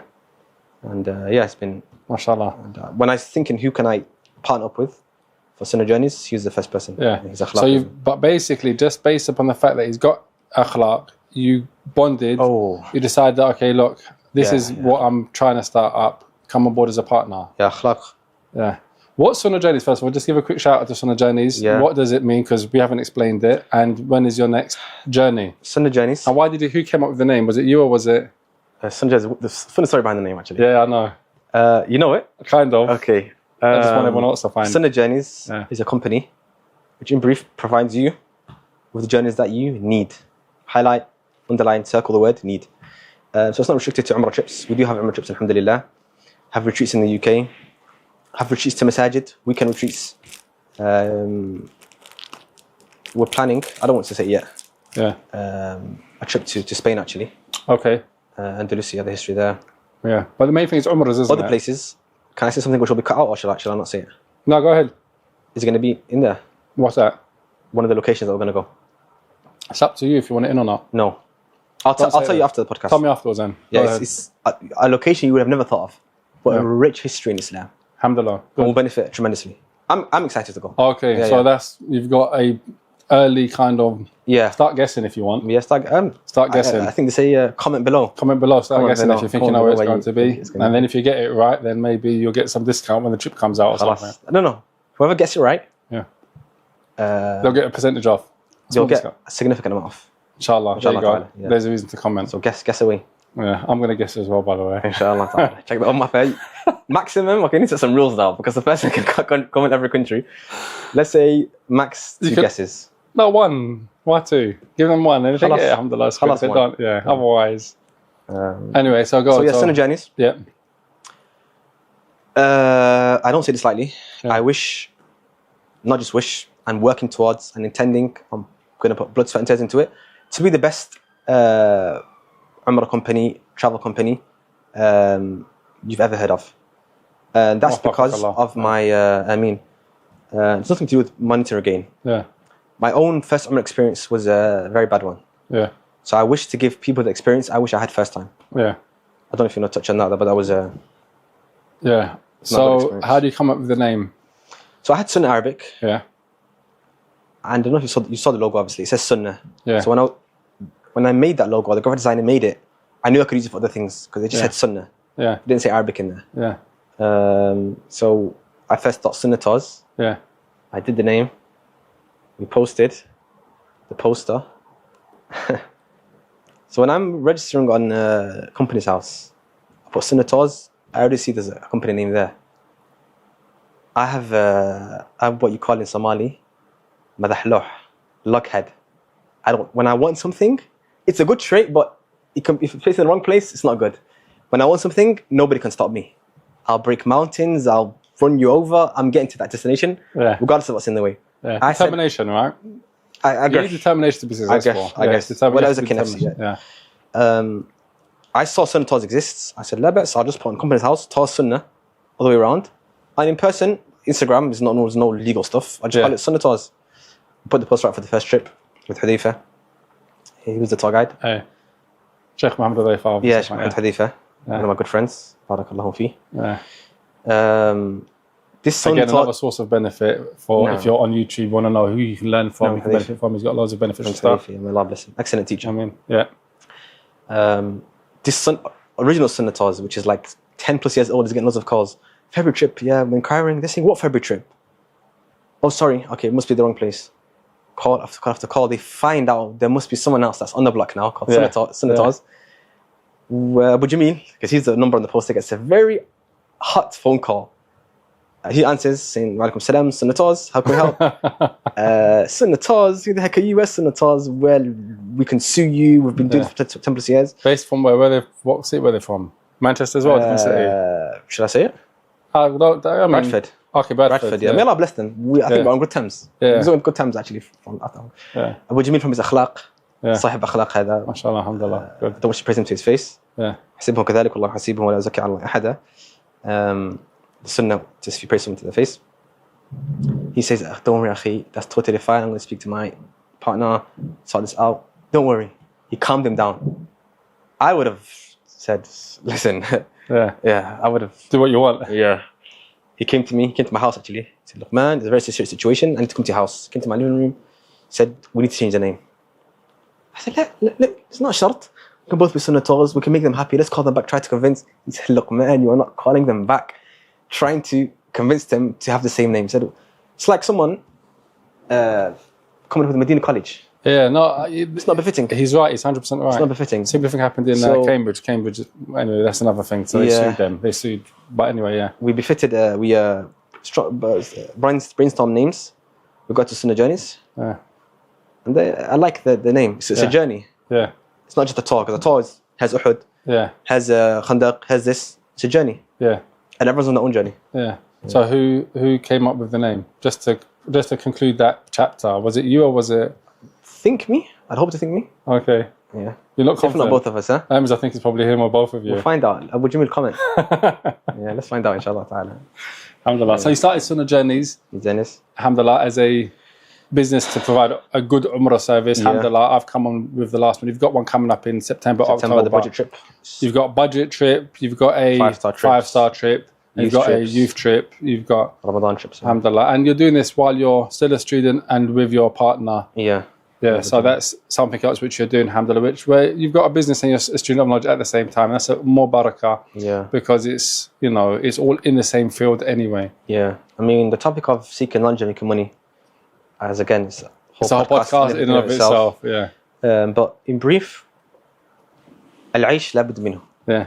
Like, I wouldn't be able to come here. Yeah. If I didn't pay for the underground. Yeah. The coast journey. Right. Yep. You wouldn't have bought these strawberries if you didn't have money. Yeah. So having money, unfortunately, off whatever the case may be, la budda minhu. You have to have it. You don't have to have a lot. Yeah. You have to have enough to cover your life expenses.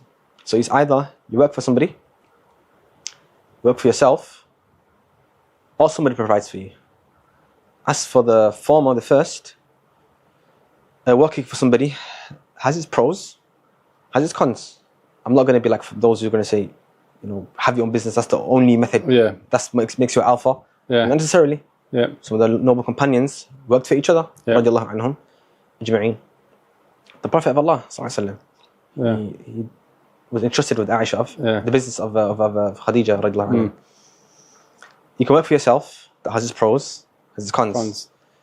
The best thing for a talib al-ilm, this one, when it comes to this one, and it's mentioned in the kutub of adab talib al-ilm actually, in the books of the mannerisms of a student and the etiquettes of student of knowledge, is that he gives his money to somebody, and they do business with it. Yeah. So I think would that be an investor? That's an investor, yeah, an investor. Yeah. So you go to someone that has business skills. Yeah. Give him 5,000, 10,000, however much it would be, £500. You say you do business for me. Yeah. And we share the profits. Yeah. You do the work, and I'll provide the income, the expenses. Yeah. And the third one, وهذا ما كان عليه بعض الأعلام من الأئمة. Some of the scholars, they were neither. They were being provided for. Yeah. Imam Shafi'i, before his mother was providing for him, then one of his close relatives called Muhammad ibn something. Yeah. I was reading on the way here. Muhammad ibn something. When he saw the Shafi'is, a genius, وحقا قد كان عبقريا, he said, listen, you stick to whatever you're doing, don't worry, I will spend on you. Yeah.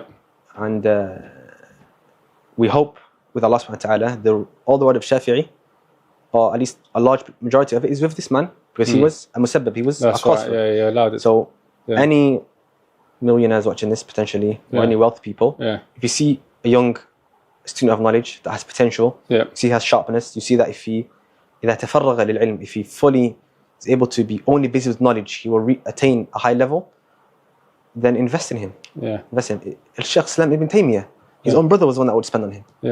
When would Ibn Taymiyyah have time to write all these books? If he was working. Al-Shafi'i said, if I was busy, لو شغلت باشتراء البصل, something like that. If I was busy by buying onions, I would have understood a mas'ala. I would have understood nothing. So I mean, it's those three. Yeah. Obviously, the last one is the best, but it's difficult to get. Option. And that's what the awqaf is there for. Waqf is there for students of knowledge. And also, let's give credit where credit is due. The Jam Islamiyya is literally doing that. They sponsor, made it continue that way, because it seems like some of the Jami'at now, they're starting to do fees and stuff like that. But Islamic University of Medina, when you go there, you don't have to work. You're given a monthly stipend. All your course fees are paid for. All your accommodations paid for. Your travel's paid for to come back home every year. Monthly money. They're giving you monthly money, basically free meals at the cafeteria. 3 meals, right? In almost the cafeteria, free. Yeah. So you're literally you only need to study and you'll be fine, right? Yeah. So that's one thing which is really important as well to acknowledge, and that's for 6 years, right? Potentially longer if you do a master's, potentially longer if you do a PhD as well, right? So, alhamdulillah, Allah's blessed you. You're able to combine between, obviously, your business with your partner, your studying. You've gone back now to the Jamia. What kulliyah did you pick? There's indications to it now. The best one. The best one. معروف عند من؟ غني عن التعريف زي شيء. عند من؟ عندك ممكن لكن عندي لا. كل فرق بما لديه فرحون. كل حزب بما يفرحون. I'm كلية الحديث. Faculty of Hadith. ما شاء الله, good. I knew when I first got to Jamia الصف الأول, I was like 75% Hadith, 25% Sharia. Because I feared if I went into Hadith, I'd be weak in fiqh. And fiqh is from the most important of sciences. Yeah. But I realized very quickly that it's not about, you can be like, I've met a student that was in Lugha, who was the strongest Quran student I've ever seen. Yeah. There was a brother in Ma'had, Ya Ajaban. He was in Ma'had, he was the strongest Afsah Talib Ra'it for Jam Islamiyya. He was a Belgian brother, he was a revert. Yeah. And he was, without any exaggeration, this is one of the reasons my kunyas are called Abu Idris. Yeah. Every Idris I met, I fell in love with him. He was Idris as well, right? Fidahullah Ta'ala. He went to Kulti Lugha eventually. Okay. Honestly, when he would voice message me, wallahi, without any exaggeration, it's a lesson in vocabulary. Yeah. You'd think it would start after a while. First year, second year, third year. Till this day, I learned from him new words. Yeah. And he was in Ma'had. So I realized it's not about what faculty you go to. You can be strong in other sciences as well. It goes back to you. So that by مستوى end مستوى الأول I knew, or مستوى الثاني I knew I was going to hadith. Started preparing for it by reading the books on hadith and doing مصطلح hadith, etc. Good. And you're in hadith now, because so this podcast is about current students, right? What is it like to be a student in the Faculty of Hadith? So for students that are going to be like yourself, deciding what faculty to go to, and for me, when I was deciding, I didn't have the information to know what I'd actually be studying, right? Yeah. So you kind of go in a little bit blindly. Right? Maybe now it's a bit different. You see the maqarri, you see the curriculum beforehand. Okay. What's it like to be a student in the Faculty of Hadith? Give us a download, a breakdown. لقد سألت عن عظيم وإنه يسير على ما يسره الله. الحمد لله رب العالمين. Being a student in the Faculty of Hadith is a blessing and a ni'mah. I was only joking when I said, actually I do believe it to be the best faculty. But if people ask me, if someone was to comment what faculty would I advise them to go to, it wouldn't be Hadith. It's go to the faculty where you love that major. Because every faculty has a major, I think they call it an American system, and minor. تخصص and مواد مشتركة. So it's called Hadith al-Sharif. Sharif, ودراسات إسلامية. Islamic Hadith studies and Islamic studies. So we study tafsir, we study tawheed, نحو, سيرة, balagha, علوم القرآن, many different sciences. But your تخصص, your speciality is that which you dive deep into. So in Sharia, you study Hadith, and we study fiqh. But we don't delve into fiqh the same way they delve into it, kind of. And they don't delve into Hadith the same way we delve into it. So I tell the person, look, study for a bit, study for a year or two, get your feet wet in each science. The one which you see that you love, and you can read a book an hour and forget the time, then go to that faculty. Because no one else is going to go for you. Going class 8 a.m. every morning, 4 years, it's a long time. So you have to go loving, you have to go thinking, that message that Sheikh mentioned, I can't wait to hear part 2 of it today. So it's a blessing, alhamdulillah. I mean, studying in the university generally, I plan to do, after I graduate, inshallah ta'ala, something, I'm undecided, I don't know, let me know what you think. Something called a critical review of Madinah University. Would you advise? For the students coming to know what they're getting into. Because, as you mentioned, maybe it's not specifically the faculty, but when I was coming, I didn't know what to kind of expect. I kind of knew, but not in detail. And that wasted time knowing these things which I could have used time better. I think a review would be great, definitely. It's definitely something which is going to add value. Like, the investor might say, we just gave you a scholarship for 10 years and you're going to start thinking about how rubbish it is and how difficult it is and don't come. Hadith, okay. Tell me your subjects that you do in a day. So Hadith. And what makes Hadith, what are the takhassus in Hadith? So subjects, Hadith, very extensive subject. So we have Hadith Tahlili, Hadith dissection. And that's how to explain a Hadith completely. It's 9 things. Don't test me on them. I have to. طيب. Go ahead. How do you break down a Hadith? If you don't get all 9, that's fine. But since you said don't test me, how am I going to not say, tell me? Give me some of them. إعراب الحديث. إعراب being the grammatical analysis of it, right? So that's إعراب المشكل منه. That which is problematic. Some of the ulama do إعراب of the whole. Some only do إعراب المشكل. That which is problematic. Is it ضمة? Is it with a كسر? That could be both. أولا ثانيا سبب الورود ورودا وتحديثا. The reason why the hadith was said by the Prophet ﷺ, and the reason why it was narrated by the companion. Thirdly, شرح الإجمالي or شرح general شرح of the hadith. Explanation, a general explanation of the meaning of the hadith. Fourth is الناسخ والمنسوخ عند وما أشبه. And that which is like. Fifthly, الفوائد المستنبطة, derived benefits. 6 is... That's like the fiqh of the hadith, somewhat. One could say. 6 would be الأحاديث المتعلقة بالباب. أو في الباب. Okay. Similar hadith in the chapter. Yeah. Because from the signpost of Ahl Sunnah wal Jama'ah, they don't take one hadith and run with it.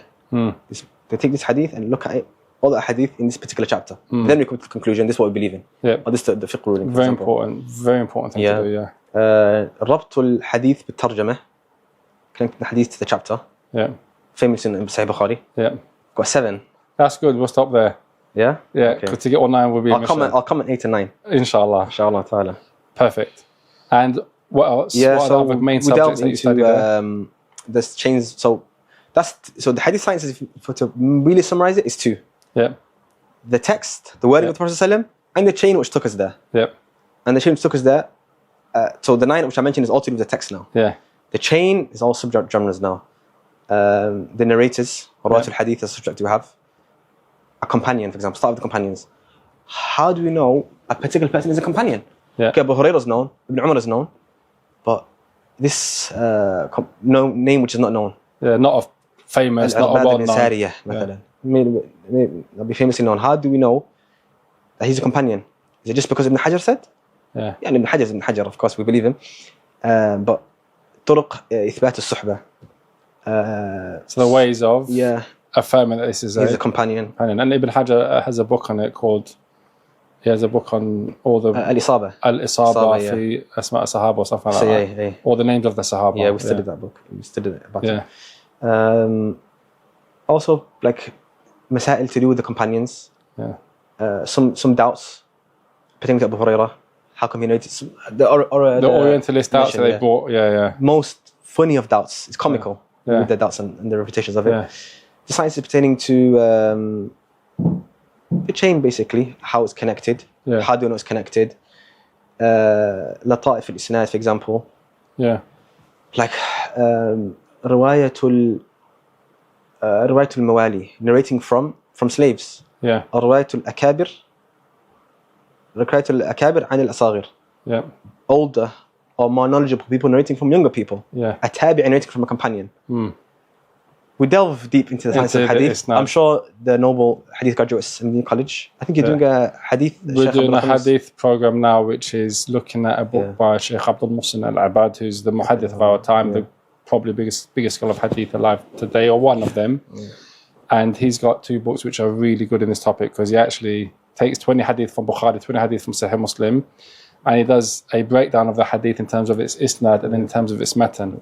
So that's really a good book for those that want to know about hadith studies, basically. It's oceans of knowledge. There's another really good book on hadith studies in English called Early Hadith Studies by Al-Azami, where he did a refutation of Joseph Sachs' doubts that he tried to present. And it's a big book like that, and he's got a summarized book that's in English. Do you have it here? I have it here, but not available for me to show the students. But maybe I'll put the name of it later. That's you could show me.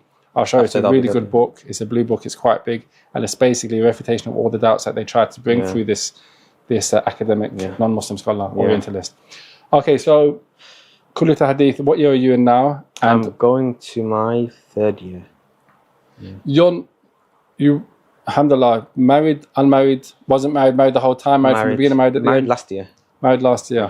So when I got to Jama'ah, I was 20. Yeah. Said to myself, I'll wait till I'm 23.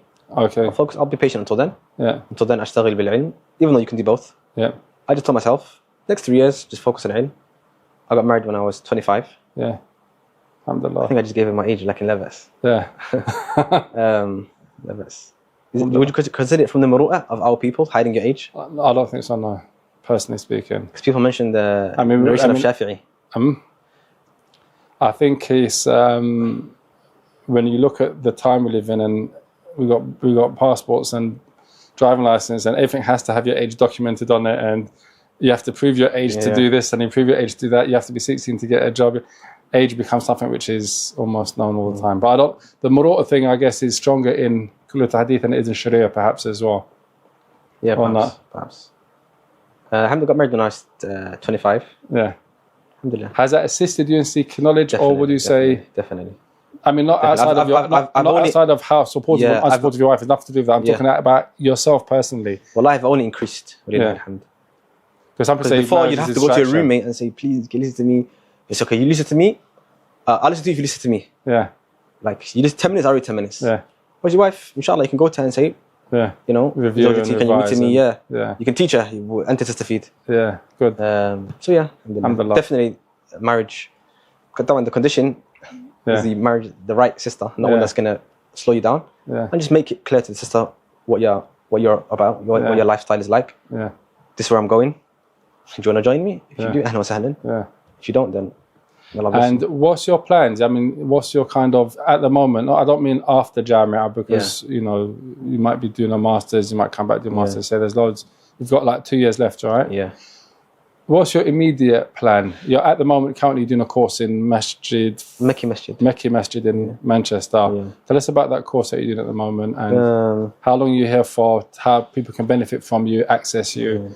Let us know. If I was left to my own intelligence, I would probably not be in the UK now. I'd be in Medina doing a summer intensive program in the Prophet's Mosque. It's a Mutun al-Quran program where you intensively review the Quran and intensively review and memorize Mutun. But the advice of our teachers in Kulliyah, in the Haram, from them Shaykhuna al-Walid, Abdul al-Rashidan, they all advise us to go back and teach. Likewise, not all teachers are mashayikh, older age, like some older students. Yeah. Like I have a Gambian sheikh, doing the masters in hadith. Yeah. I've benefited from him so much. Perhaps I've benefited from him more than some of the kibar. Yeah. Because of how accessible he is. Yeah. He can teach me any book. I said to him, I remember there was a particular, he taught me sarf. Sarf is very technical. Yeah. I remember there was a particular chapter, I think 3 days we was on it. He said, khalas, come back tomorrow, do it again. I didn't get a second day. Third day, that wouldn't be possible with with the big mashayikh. Shaykhana, can you repeat the lesson for me tomorrow? It's not possible. So yeah, if it was down to me, I wouldn't be here. But they advised to come back and teach. And I even followed my Muharrar teacher this semester. Yeah. Abdulrahman. Shaykhana F. I said, Shaykhana, are you sure? I can stay, I can memorize my mutun, I can revise my mutun, make it stronger. He said, la. Plus I also asked him, Shaykh, I don't want to be like that. I don't want to teach. I just want to stay as a talib. Because this is wrong. This is from Talbis Iblis. Saying to yourself that you need to become an alim to teach the basics of the religion. And he says, your people, they're not like our people. Our alimi might know more than you are a practicing person. Your people need people to teach the basics of their religion. You're not teaching them muharrar, in-depth hadith analysis, tadrib al-rawi, teaching them that which hopefully they're going to enter paradise with. Yeah. So after hearing it from one, I remember Shaykh Haytham actually, 2019, like my first year, he said, go back and teach. Yeah. I said, okay, because he just studied with him a few books. He said, go back and what I've just taught you, go back and teach it. Yeah, so you don't have to be on a public platform. You should possibly in the back of the masjid at a private halaqah. Yeah. So my immediate plan, I do plan to continue my studies, masters and PhD, if Allah gives me the success. Yeah. But to come back summer holidays and just teach that which Allah has given me, without going above my level. My course you asked about in Mekki Masjid, we called it 7 of the most important hadith of our religion, and it's the first 7 hadith of Arba'een. You know the statements of the ulama pertaining to them. Shafi'i said the first is Thuluth al-Ilm. Yeah. Imam Ahmad said all of ilm goes back to 3 hadith. Yeah. First hadith. Yeah. Hadith Aisha. Yeah. And number 6, Luqmaan Bashir. Okay. So going through the first 7 in detail, and the rest we're going to do Majlis Sama'. We're going to read the rest and do very light commentary. Is it live online? Can people tune in? Or people can't. They can just attend in person. Okay, fair enough. Yeah, I preferred it like that. But yeah, that's in brief. Alhamdulillah. What advice would you give to students that are applying now? Because at this moment, I'm getting lots of requests from students. Okay, can you write a tazkiyah? I want to apply for the Jamia. And sometimes the student wants to apply, but they don't really seem to have that commitment to want to study. But it's almost like, okay, someone said to me to apply. Yeah. And some of them, they do want to apply, they want to study. All right. What advice do you give to those students now that are thinking about going? As just current student, basically. Definitely, I would sit down with yourself and be truthful and be honest with yourself. Do you really want this? Do you not? And all of knowledge is not in Medina. And your dunya, I'm not going to sugarcoat it for anybody, it may suffer. You're out there for 6 years.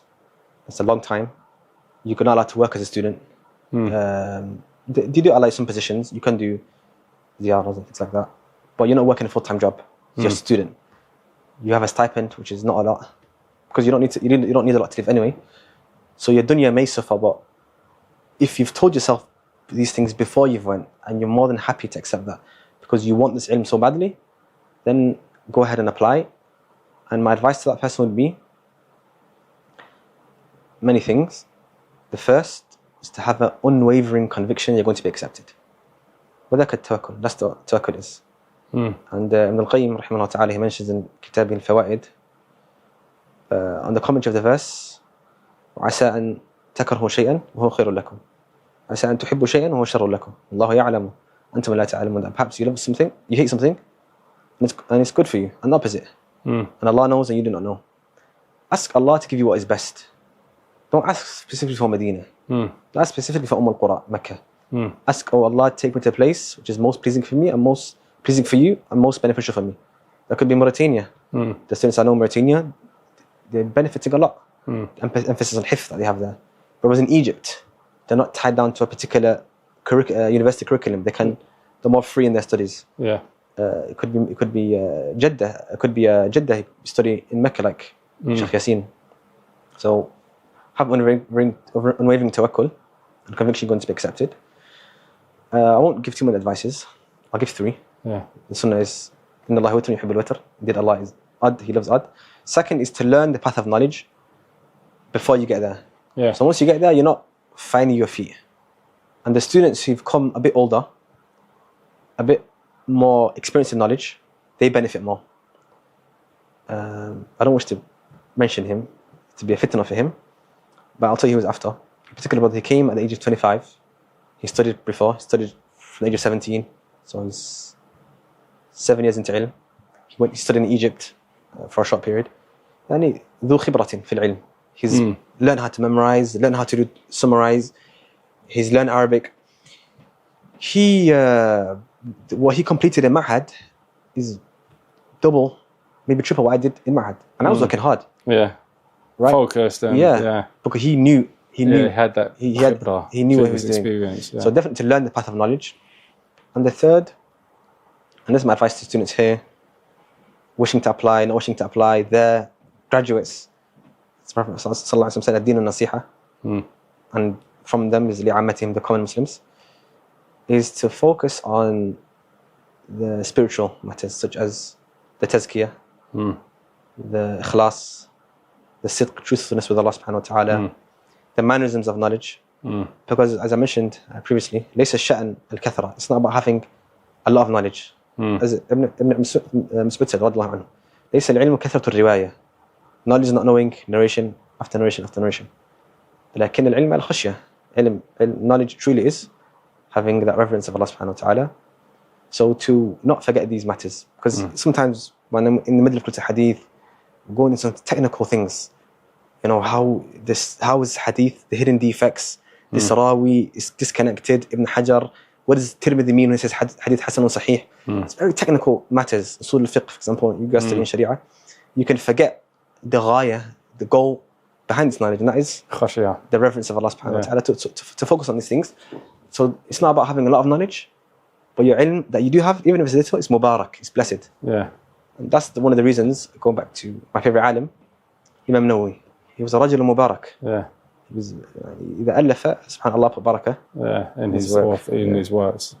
Barakallahu feekum, jazakallahu khair for coming down. Allah yahfadhakum. And inshallah, it's been a beneficial conversation. Inshallah, I'm sure the audience has benefited a lot from it, like I have. And hopefully, we'll see you on one of the courses that we have at Medina College. We're yet to have you teach us and teach the students, inshallah, something in hadith specifically. My pleasure. Since that's the best faculty. Hadith and health is what we promote. Hadith and health. Yeah, 2 H's. 2 H's, alhamdulillah. Healthy chocolates. I want to give a shout out, alhamdulillah, because I don't know if you've seen this in the background, in the Maktabah, Medina College, London. This is a gift from one of the, I ordered it from Prince for Sam, and she does calligraphy and engraving. She hasn't asked me to give her a shout out. I generally do it anyway, nobody never asks, and I'm definitely not getting paid for this. But I just want to show appreciation and thank her for this. So you'll see it in the comment, inshallah. If you're interested in having anything engraved as gifts for your loved ones, it's always good to give gifts. Then something like that is always timeless, inshallah. So this is it in the Maktaba placard that we've got now, inshallah. So hopefully you'll start seeing that in the Maktaba. That's beautiful. It's perfect. Barakallahu feekum wa jazakallahu khairan for tuning in and for coming to London. May Allah honor you and all the work you do in Medina College. Jazakallahu All of you. Jazakallahu khair. Allah yahfadak. My hands are like this today. Because of this. Okay. Assalamu alaikum wa rahmatullah. Barakallahu feekum.